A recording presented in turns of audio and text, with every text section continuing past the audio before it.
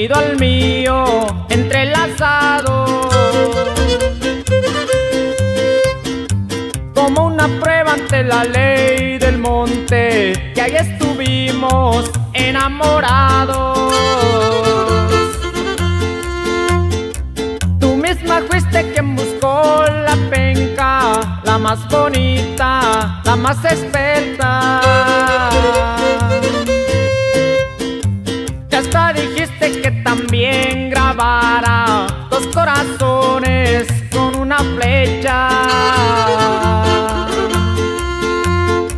Ahora dices que ya no te acuerdas, que nada es cierto, que son palabras. Yo estoy tranquilo porque al fin de cuentas en nuestro idilio las pencas hablan.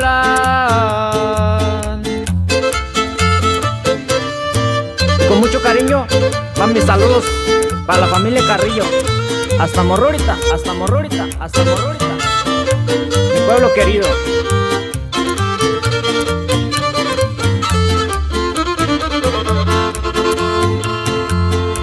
La misma noche que mi amor cambiaste, también cortaste aquella penca.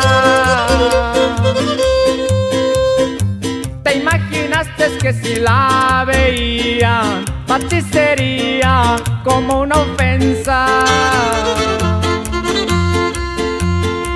Se te olvidaba que el maguey sabía lo que juraste en nuestra noche,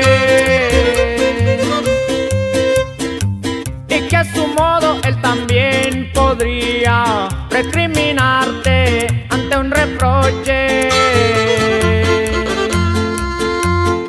No sé si creas las extrañas cosas que ven mis ojos,